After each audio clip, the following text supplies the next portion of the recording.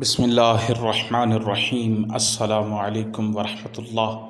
Information point plate form پر خوش آمدید سامعین و ناظرین۔ تاریخ اسلام میں پہلا چیف جسٹس کون تھا؟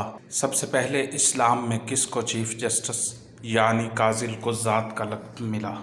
سامعین و ناظرین، آزاد دائرۃ المعارف ویکیپیڈیا میں نقل کیا گیا ہے کہ فقہ اسلامی کی اصطلاح میں چیف جسٹس کو قاضی القضات کہا جاتا ہے۔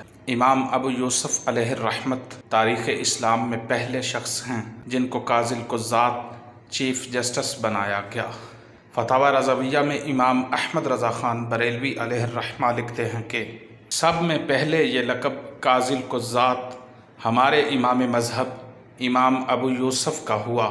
یاد رہے کہ امام ابو یوسف علیہ الرحمہ امام ابو حنیفہ علیہ الرحمہ کے شاگرد خاص ہیں۔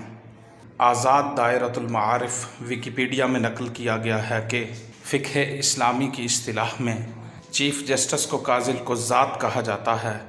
امام ابو یوسف علیہ الرحمت تاریخ اسلام میں پہلے شخص ہیں جن کو قاضی القضات چیف جسٹس بنایا گیا۔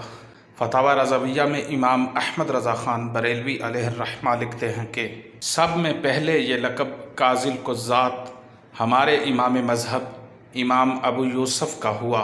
یاد رہے کہ امام ابو یوسف علیہ الرحمہ امام ابو حنیفہ علیہ الرحمہ کے شاگرد خاص ہیں۔